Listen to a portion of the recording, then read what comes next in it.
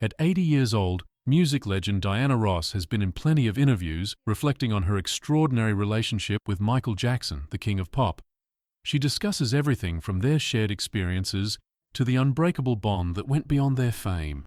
Speculation about a romantic relationship between the two singers has persisted over the years, but has there been any truth to it? Did Michael Jackson's obsession with Ross turn into an affair? Keep watching as we unveil what Diana Ross reveals about her relationship with Michael Jackson at 80. The king of pop, Michael Joseph Jackson, came into this world in Gary, Indiana, on August 29, 1958. Joseph Jackson, a crane operator, and Katherine Jackson, a homemaker, had 10 children between them. He was the 8th. A devoted Jehovah's Witness, his mother was as well. Music was something that both of his parents dabbled in. His father, Joseph, was a guitarist for local R&B bands, and his mother, Katherine, had ambitions to be a country singer. Katherine also played the piano and clarinet. They fostered an environment where children could thrive if they had artistic aspirations.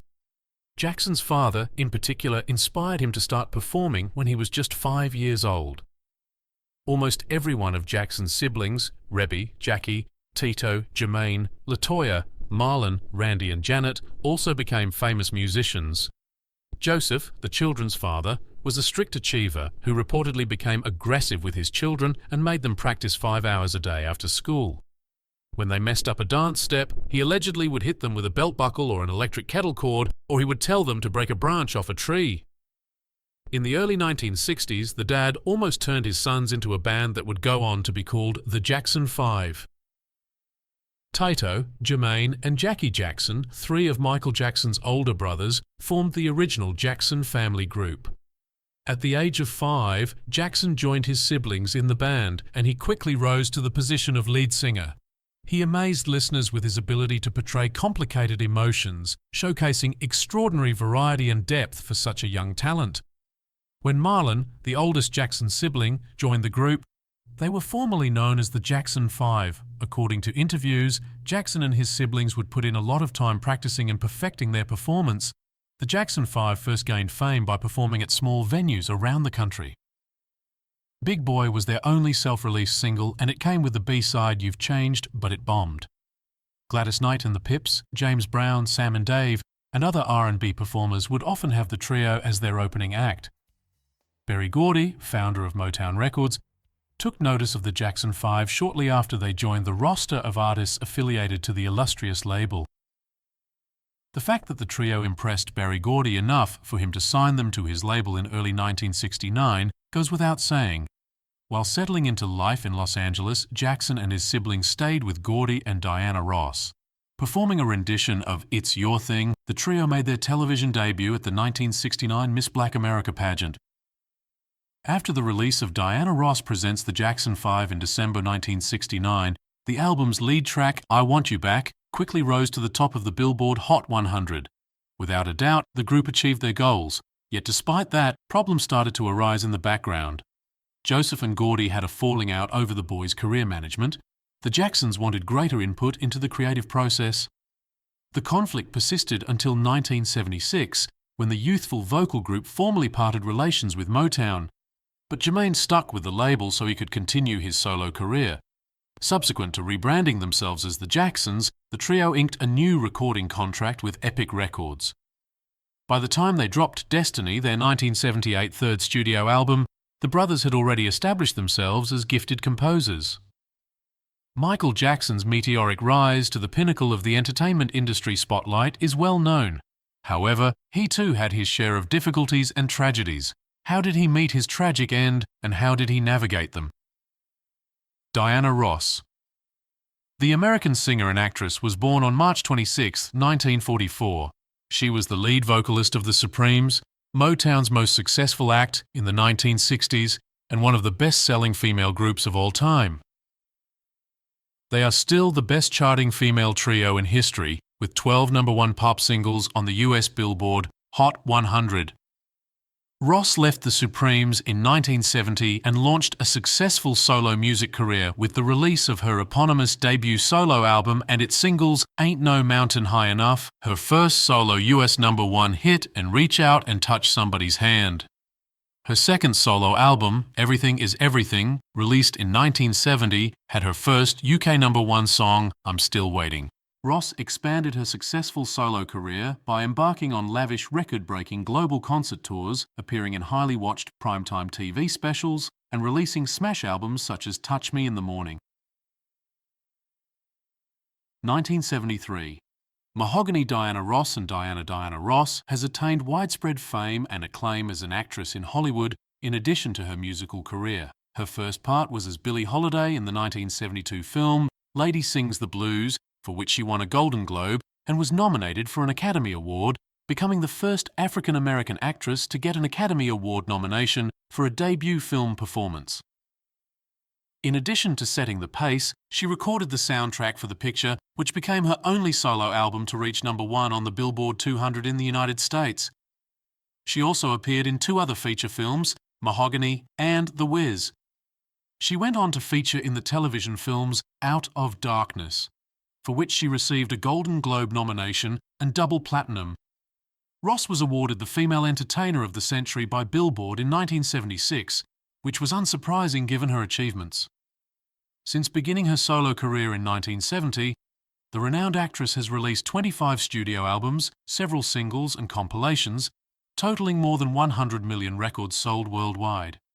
Furthermore, she is the only female artist to have had 18 #1 pop singles on the Billboard Hot 100 in the United States as a solo artist, the other half of a duet, a member of a trio, or an ensemble member.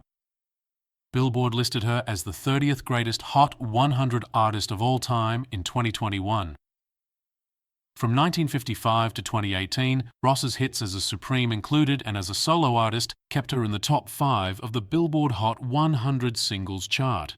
She had a top 10 UK success in each of the last 5 decades and sang lead on a top 75 hit single at least once a year in the UK from 1964 to 1996. A 33-year streak that set a record. Ross's accomplishments were not readily overlooked even if one tried to. She was inducted into the Rock and Roll Hall of Fame as a member of the Supremes. In 1988, Elvis was one of the few performers with 2 stars on the Hollywood Walk of Fame. She earned a special Tony Award in 1977, the Kennedy Center Honors in 2007, the Grammy Lifetime Achievement Award twice, in 2012 and 2023. Being the only woman to do so, the latter as a member of the Supremes and the Presidential Medal of Freedom in 2016, Michael Jackson's and Diana Ross's relationship. There appeared to be some sort of spark between the famous singer-actress and the famed musician. It all began with a crush on Ross when Jackson was a kid, but their love blossomed into an adolescent infatuation. According to Jermaine, Michael's brother, they didn't become close until he was 18. Jermaine claims that even as a little boy, he understood that Michael loved Diana. He loved her, but he knew he couldn't do anything about it until he was an adult. At the age of 80, Diana Ross has finally discussed her marriage to Michael Jackson in a number of interviews. The 2 artists were publicly flirting with each other in the late 1970s, and several sources at the time speculated that they might be romantically involved. At the age of 10, Michael Jackson and the other 4 members of the Jackson 5 auditioned for Motown Records, a label where Diana Ross was the most prominent performer. It was at this audition that Michael first met Diana Ross. While trying to build a career for herself apart from her 1960s Supreme stardom, Diana initially watched Michael and his siblings perform at a charity event. Following that, Diana visited with each member of the Jackson 5 and promised to do everything in her power to support their careers. After they met, the public and the media were led to believe that Diana Ross utilized her connections to catapult the Jackson 5 to superstardom after discovering them. We no longer believe this portion of the tale. Michael would frequently bring up Diana Ross and his admiration for the Supremes even before he became famous. It was expected that the young guy in love would move in with Diana when he and his brothers signed to Motown and the family was searching for a place to live in Los Angeles. He made fun of his brothers by referring to Diana as his girlfriend and forbade anyone from getting close to her. Cast as the Scarecrow in the 1977 film version of The Wiz, Michael Jackson was a movie regular. His longtime friend Diana Ross, who was also cast as Dorothy, was a major factor in this. It was thought that Ross, who was 33 years old at the time, would only land the role if she could coax Michael Jackson, a teen idol of the period, into appearing in the film as well. One of the most compelling examples of determination in cinematic history was Ross's attempts to get the picture into production, according to film critic Pauline Kael. Katherine Jackson, Michael's mom, claimed that Michael had more motivation to get a role in the film after Diana Ross was cast as Dorothy. From the time he and his siblings were her houseguests, it seemed like he had a crush on her. He would taunt Janet and LaToya by stating, "The biographer of Michael Jackson was J. Randy Taraborelli." According to his account, Michael Jackson and Diana Ross were regulars at New York City's Studio 54 nightclub and other parties in 1977 when they were filming The Wiz. As they were running behind schedule for filming, one of Diana's assistants griped about how he had spent the entire morning trying to reach them. To his surprise, he was able to reach them on the phone and learned that Diana had spent the night in his apartment. Supposedly, while filming was underway, onlookers overheard Diana chatting with her companions and allegedly informed one of them something about Jackson's alleged heterosexuality. After Michael said, "You'd have to ask her that," in response to an assistant's question about if anything had transpired between them, Diana informed the assistant that he should ask Michael instead. This led to much confusion. The young artist Michael Jackson's obsession with the iconic Diana Ross intensified over the years as their affair lasted. Diana, though, was dishonest about how seriously she took the relationship. Their age difference of 13 years makes this reasonable. Michael, on the other hand, was never one to let the age gap bother him. Diana, however, was the object of unending societal scorn. Despite her best efforts, she was unable to break the taboo surrounding their association and Jackson's youth.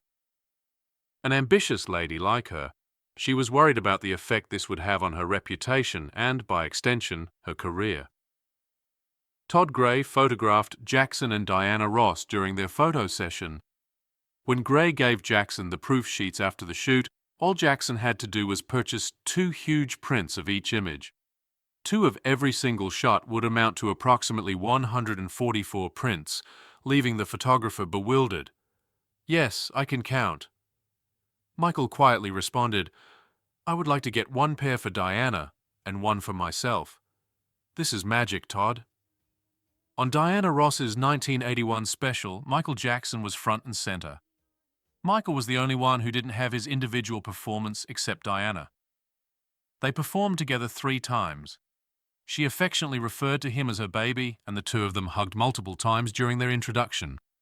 The broadcast also featured a brief interview in which the two made sexual comments to one another and overtly flirted. That same year, Diana Ross revealed to Ebony, "I'm crazy about Michael and I love him a lot.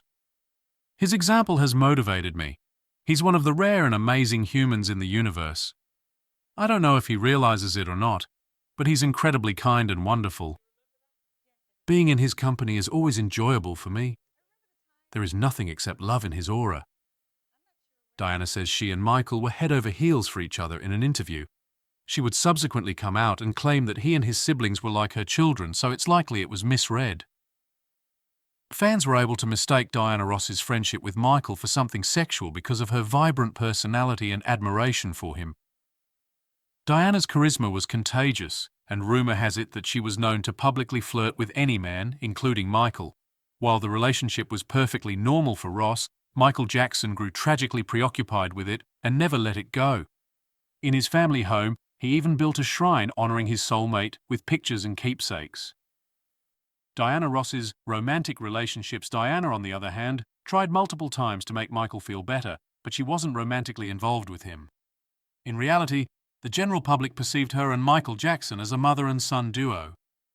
This was showcased during their 1981 Oscars red carpet encounter when she remarked, "He's going to play my son," a comment that elicited laughter from both of them as they casually left. Although Michael Jackson naively believed that he and Diana were in a relationship and had high hopes that they would be together in the end, he found it difficult to let go of the idea despite Diana's subtle indications and slight disappointments.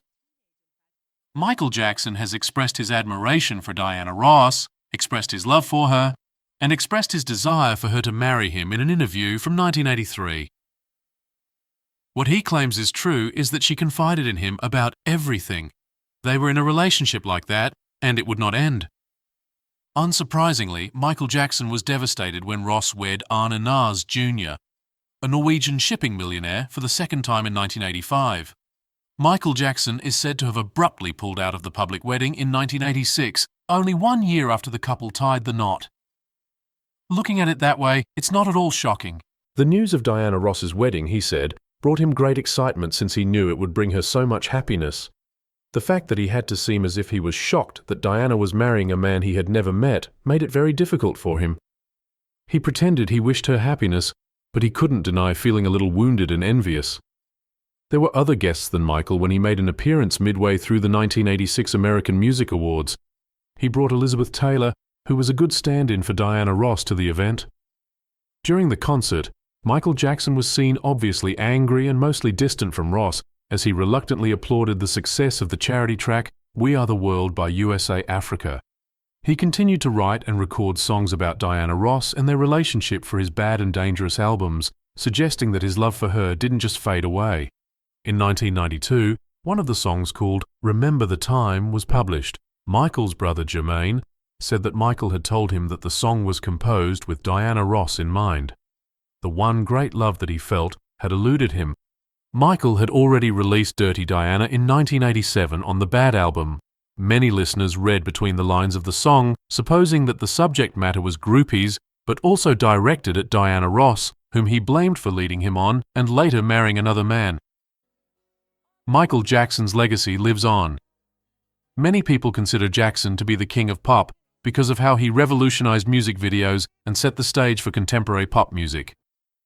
Throughout his career, the legendary artist had an unrivaled impact on youth all throughout the globe. Beyond the realm of music, he had an effect on dance, set fashion trends, and brought attention to international issues. By promoting ethnic diversity on MTV and shifting the channel's emphasis from rock to pop and R&B, his songs and videos had a profound impact on the music industry as a whole. In addition to protesting injustice, Jackson's music promoted environmental protection and racial equality. Song titles like Man in the Mirror, Black or White, Heal the World, Earth Song, and They Don't Care About Us showcase his talents in this area. Guinness Book of World Records named him the most successful entertainer of all time because of his immense accomplishment. He was also named one of Rolling Stone's greatest singers of all time. For more than 4 decades, he was a prominent figure in popular culture around the world.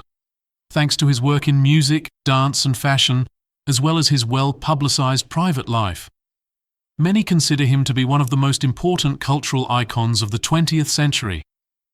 Jones, who is also Vibe's editor-in-chief and chief content officer, called Jackson the greatest star in an interview. The all-music critic Steve Huey described him as an unstoppable juggernaut, possessed of all the skills to dominate the charts, seemingly at will, an instantly identifiable voice, eye-popping dance moves, stunning musical versatility, and loads of sheer star power. According to Beatty, Jackson is quite simply the greatest entertainer of all time, and his sound, style, movement, and legacy continues to inspire artists of all genres.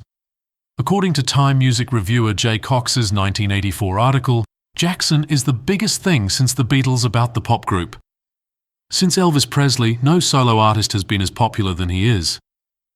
Among black singers, he might be the most famous. He continued by referring to Jackson as a star of records, radio, rock video, among other titles. A lone wolf squad that saves the music industry. A composer who has been a musical force for 10 years. One of the most elegant dancers you'll see on the street.